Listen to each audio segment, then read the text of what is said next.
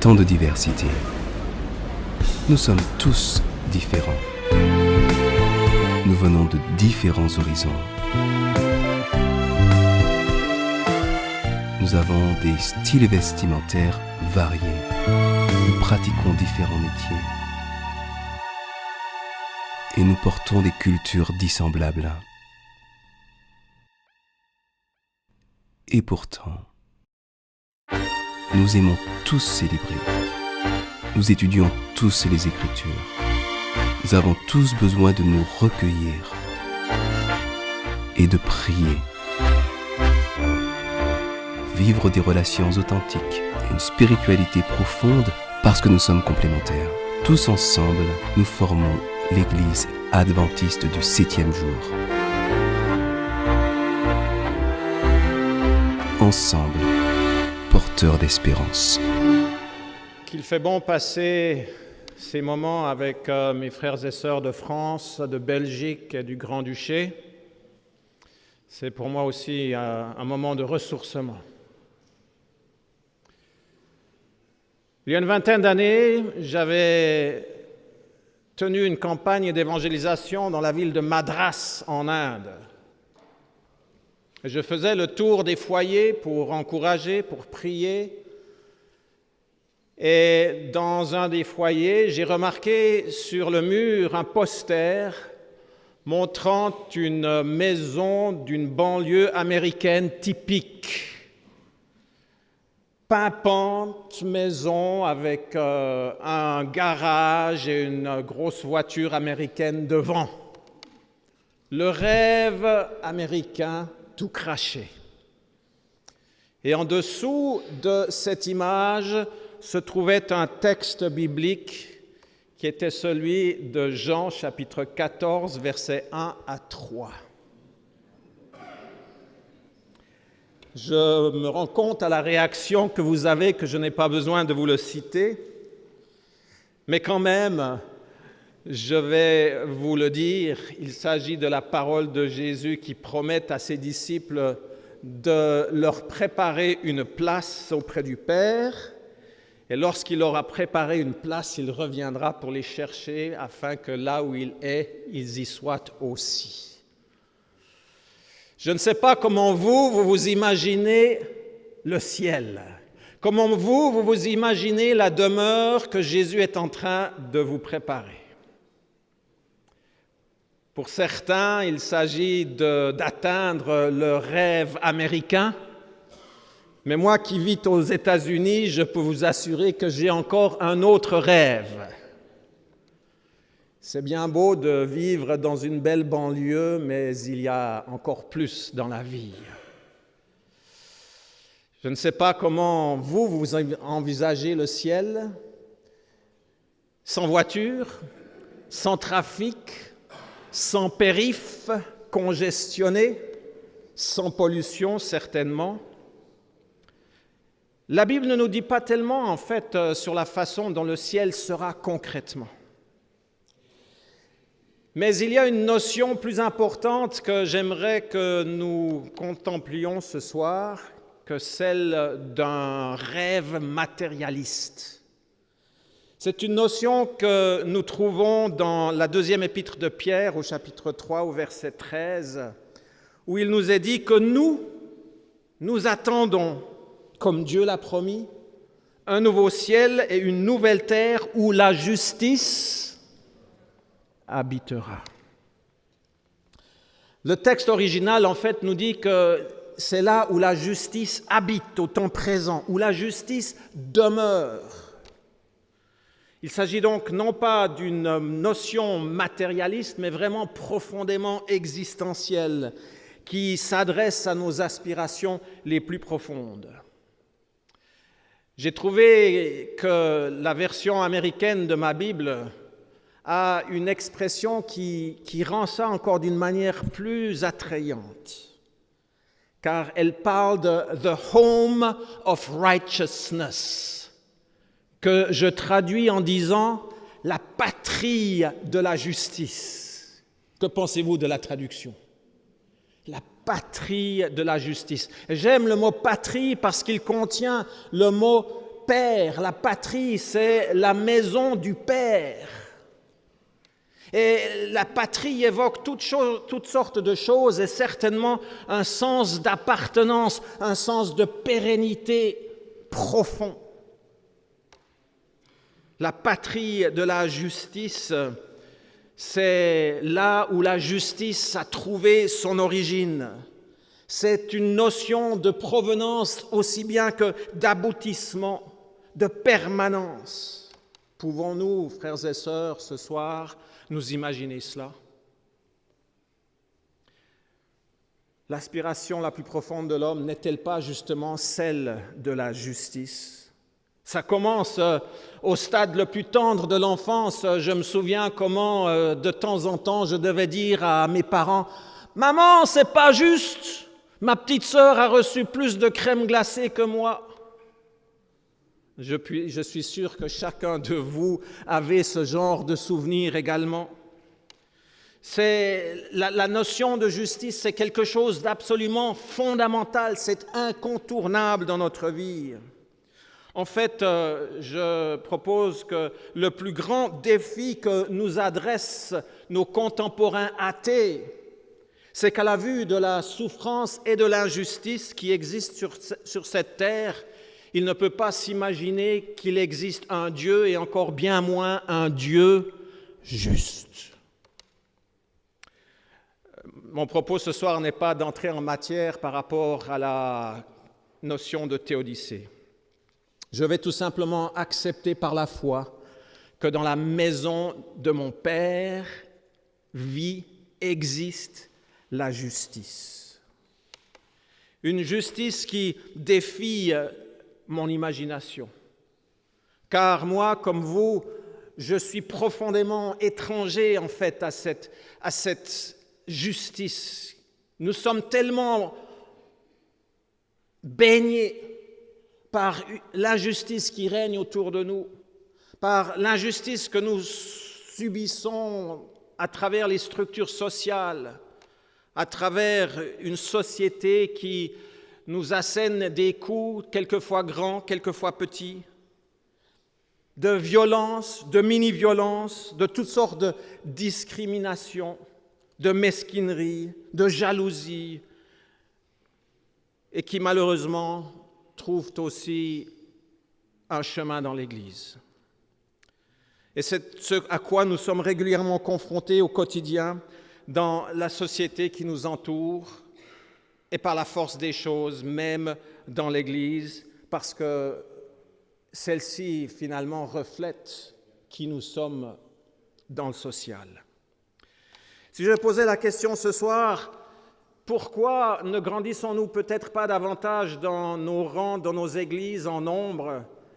Je crains bien qu'une des réponses que nous aurions à donner, c'est de dire, vous savez, j'ai pas envie d'amener mes voisins, j'ai pas envie d'amener mes collègues de travail dans une église où l'injustice règne, où la critique règne. Il faut bien l'avouer, je l'ai entendu moi-même plusieurs fois, je ne peux pas amener quelqu'un qui va se faire critiquer dès le moment où il met les pieds dans l'église, qui va se faire toiser du haut en bas à cause de la couleur de sa peau ou à cause des vêtements qu'il porte, des bijoux qu'il porte ou de la façon dont il sent. Trop souvent, de plus, nos églises mijotent dans toutes sortes de querelles, des querelles familiales, des vieilles histoires, des divorces mal vécus, des choses malheureuses qui ont été dites ou qui auraient dû être dites et qui nous font oublier en fait que notre mandat, c'est de proclamer à un monde en perdition l'amour de Jésus que malheureusement nous sommes bien à mal d'illustrer, de vivre devant ce monde. Et pourtant, je suis persuadé que si Dieu nous a appelés à lui et nous a rattachés à l'Église, c'est pour apprendre à vivre ensemble, c'est pour apprendre à vivre la justice et la compassion. Dans les évangiles, nous avons toutes sortes d'exemples qui doivent nous inspirer et nous diriger. Nous avons l'histoire du bon Samaritain pour nous le rappeler, l'histoire de la paille et de la poutre dans nos yeux, l'histoire de la femme pécheresse, et j'en passe. Mais en dépit de tous les défauts que nos églises peuvent avoir, j'aimerais dire ce soir qu'elles doivent être l'endroit où se fait l'apprentissage de la justice. Car sans justice, il n'y a pas d'unité. Elle est en fait la condition incontournable pour l'unité. Pensez à l'expérience des premiers chrétiens à Jérusalem. Le livre des Actes au chapitre 6 au verset 1 nous dit qu'en ce temps-là, le nombre des disciples augmentant, les hellénistes murmurèrent contre les Hébreux. Pourquoi ? Parce que leurs veuves étaient négligées dans la distribution qui se faisait chaque jour. À partir du moment où le manque de justice semblait être perçu par l'une communauté par rapport à l'autre, l'unité ne pouvait plus se vivre. Et que firent-ils alors ? Ils choisirent 12 disciples pleins d'esprit et de sagesse et les consacrèrent en tant que diacres. Une notion du diaconat qui peut-être devrait être reprise, car aujourd'hui, un diacre ou une diaconesse, son rôle est réduit bien souvent à simplement distribuer le pain et le vin lors de la Sainte Seine, plutôt que de faire preuve de cette sagesse qui conduit à la justice.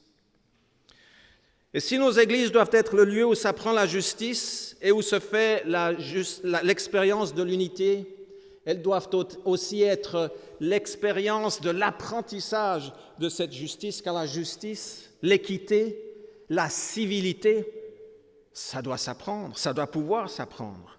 L'Église de Jérusalem l'a appris, nous devons et pouvons l'apprendre.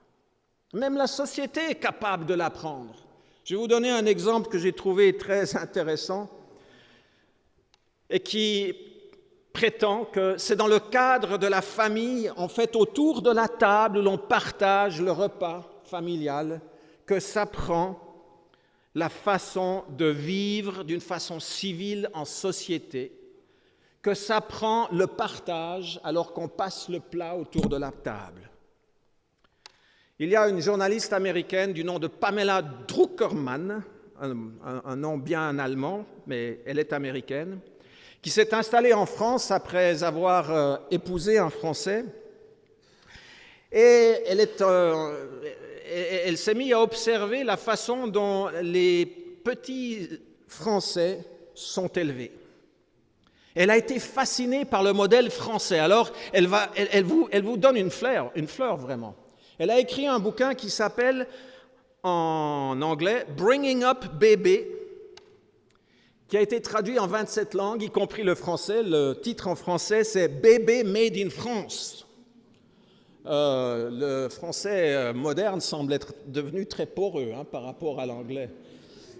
Mais le sous-titre va vous rassurer, c'est « Les secrets de l'éducation à la française ». Vous pouvez trouver ça chez Marabout, publié en 2015. Donc cette femme est devenue maman et elle a relevé les contrastes entre la façon dont on élève les enfants aux États-Unis à comparer avec la façon dont on les élève ici en France. Et en particulier, elle a pris des notes à la crèche, à l'école enfantine, à l'école primaire, chez le pédiatre, au resto et au parc pour les enfants.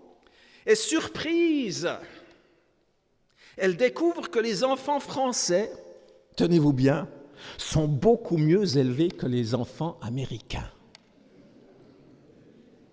Ils sont plus attentifs, ils sont plus disciplinés, plus prévenants et, dit-elle, ils sont plus aptes à la civilité que les enfants américains. Mais pourquoi donc ?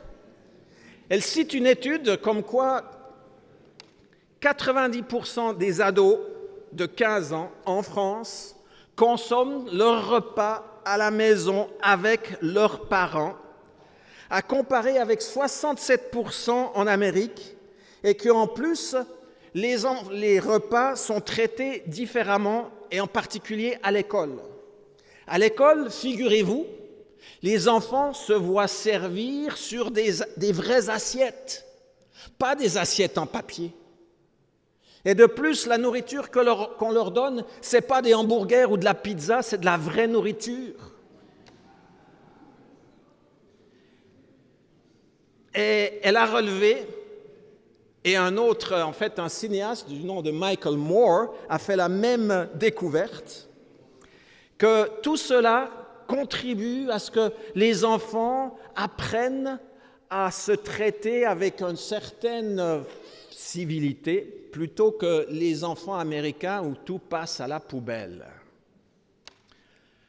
Je pense qu'il serait intéressant de faire une étude comparative entre la pratique de la civilité dans nos églises à comparer avec la pratique de la civilité en Amérique. Y aurait-il une différence ?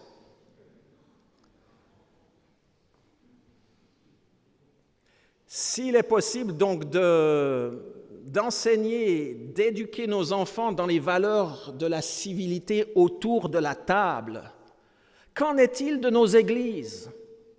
Pouvons-nous éduquer nos membres dans les valeurs de la civilité autour de la table ? Et là, attention, je ne parle pas de la table de la Sainte Seine, où chacun est là en train de manger, de grignoter son petit morceau de pain. Non, non, non, je parle de la table de nos comités.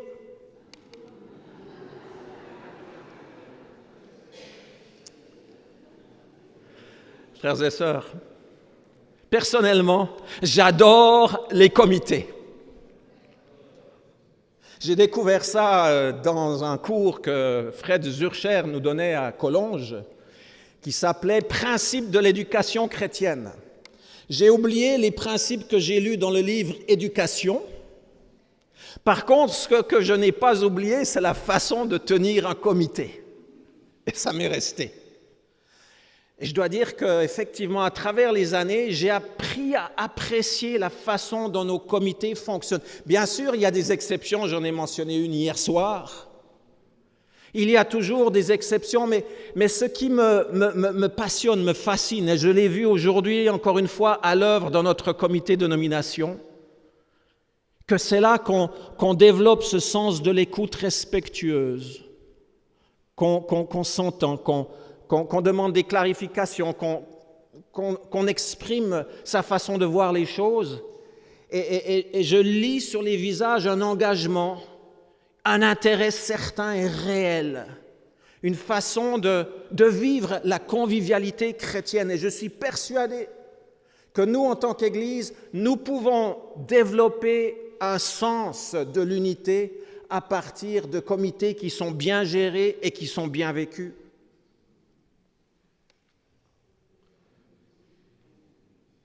Dois-je vous rappeler le passage de Saint Paul qui dit aux Corinthiens, chapitre 6, versets 2 à 3, « Ne savez-vous pas que les saints jugeront le monde ? Et si c'est par vous que le monde est jugé, êtes-vous indignes de rendre les moindres jugements ? Ne savez-vous pas que nous jugerons les anges et nous ne jugerions pas à plus forte raison les choses de cette vie ? Ah, s'il y a une chose après laquelle nous devons aspirer, c'est bien la justice. De plus, nous ne saurons pas qui sera notre voisin dans les parvis célestes, mais une chose est certaine, nous serons les voisins de la justice, car nous vivrons dans la patrie même de la justice. Et c'est en fonction de cette espérance que nous avons de la justice que nous sommes purifiés et pouvons attendre de nouveaux cieux et une nouvelle terre.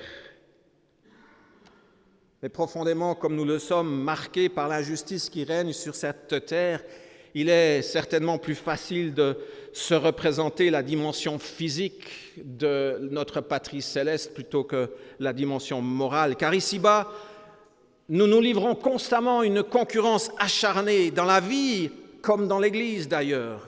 Nous aspirons aux bonnes places et une fois que nous les avons, nous ne sommes pas tellement intéressés à les lâcher.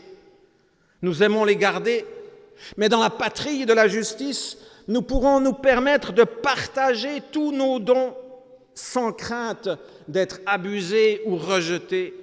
Nous pourrons nous permettre d'être généreux envers tous ceux qui nous entourent, car nous verrons face à face le Dieu Père de la générosité, celui qui prend soin de nous au quotidien et qui prendra soin de nous pour l'éternité. Dans la patrie de la justice, nous pourrons vivre libres des entraves du scepticisme, voire du cynicisme qui empoisonne nos relations. Nous pourrons vivre libres de la crainte d'être exploités, manipulés, embarrassés, trompés dans nos affections les plus vives et les plus sensibles, dépouillés même de notre dignité. Dans la patrie de la justice, il n'y aura pas de gens qui constamment nous donneront des complexes d'infériorité à cause de leur attitude insupportable. Mais dans la patrie de la justice, là où règne l'éternité, ils auront tout à apprendre, comme nous d'ailleurs, puisque l'éternité sera sans fin. Et dans la patrie de la justice, il n'y aura plus personne pour nous donner l'impression d'être tout petits, parce que peut-être ils sont plus spirituels que nous, ou soi-disant, ils se donnent l'air d'être plus spirituels, plus adventistes, plus conservateurs, plus libéral, plus généreux, plus ceci, plus cela. Il n'y aura plus personne pour nous donner des complexes, pour être soi-disant plus grand, plus fort, plus riche, plus beau, plus belle, plus mince, plus blanche, plus intéressante, plus douée, mieux nantie, mieux lotie, mieux mariée, mieux située, plus branchée, plus cool, plus suivi, plus liké, bien plus.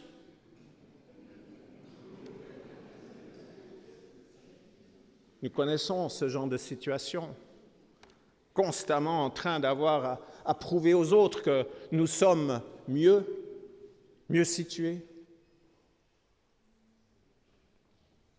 Ellen White décrit une scène qu'elle vit dans les messages choisis dans le royaume de la justice, là où tous les êtres saints et purs et bénis sont réunis, leur voix était en harmonie parfaite. Jamais ils ne causent de tort à qui que ce soit.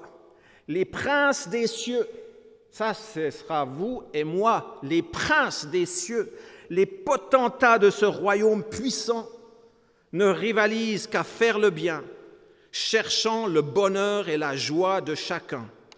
Là, le plus grand d'entre eux est le plus modeste, et le moindre d'entre eux est le plus grand en gratitude et le plus libéral dans son amour.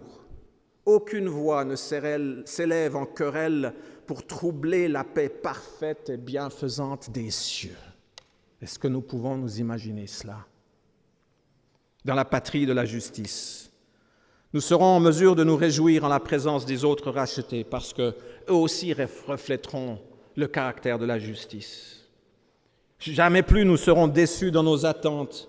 Jamais plus nous craindrons la déception, la désillusion, le brise-cœur, et l'amour pourra aller en grandissant constamment. Dans la patrie de la justice, nous n'aurons plus à gémir comme l'a fait David, lui qui écrivit au psaume 55, « Ah, si c'était l'ennemi qui venait m'insulter, je le supporterais. Si celui qui me hait s'élevait contre moi, je pourrais me cacher de lui. Mais c'est toi, toi qui es un homme de mon rang, toi, mon ami et mon intime, avec qui j'échangeais des confidences quand nous allions ensemble avec la foule dans la maison de Dieu, c'est toi qui m'as blessé. » Frères et sœurs, je ne peux pas m'imaginer qu'il y ait un dirigeant parmi nous ou un chrétien adventiste de longue expérience qui n'a pas vécu cette expérience que David décrit. En fait, dans mon expérience à moi, le plus grand défi que j'ai eu, ça a été de pardonner mes propres frères et sœurs, ceux que j'aimais le plus profondément. Ce ne sont pas les étrangers de l'extérieur qui m'ont donné des problèmes, ce sont mes propres frères et sœurs. Vous m'entendez? Non, dans la patrie de la justice, nous n'aurons plus à craindre cela. Mais en attendant, nous sommes ici pour apprendre. Et l'Église locale est l'endroit idéal que Dieu nous a préparé, nous a donné pour apprendre ces choses. Dans la patrie de la justice, plus jamais n'aurons-nous à passer par ces moments de tristesse et d'amertume qui désolent l'âme. Nous pourrons dire de tout cœur avec le psalmiste au chapitre 133, « Oh, quel plaisir pour des frères et quel bonheur d'être ensemble !» C'est comme l'huile parfumée répandue sur la tête qui descend sur la barbe d'Aaron, et coule jusqu'au bord de ses habits. C'est comme la rosée qui descend de l'Hermon sur le mont de Sion. C'est là que l'Éternel accorde sa bénédiction et la vie pour toujours. Frères et sœurs, puissions-nous faire cette expérience ici déjà. Puissions-nous apprendre à nous préparer ici pour les parvis célestes. Et je pense qu'il n'y a pas de meilleur endroit pour le faire qu'en assemblée générale, alors que nous passons beaucoup de temps assis en comité ou en réflexion ensemble. Apprenons à nous écouter, à nous respecter, à reconnaître le souffle de l'Esprit qui doit répandre parmi nous cette atmosphère douce et paisible qui nous donne un avant-goût de la justice de l'éternité. Inclinons nos têtes. Père éternel, Seigneur Tout-Puissant, ô combien nous aspirons à la justice, à la liberté qu'elle va nous donner, à la restauration de nos âmes, à la possibilité de se côtoyer pendant une éternité sans avoir à craindre les dards, les flèches empoisonnées de nos ennemis ou même de nos amis. Seigneur, puisses-tu utiliser les moments que nous allons passer ensemble ici pour nous rapprocher de cet idéal que tu nous proposes et que ta volonté soit faite dans nos cœurs et dans nos esprits. Au nom de Jésus. Amen.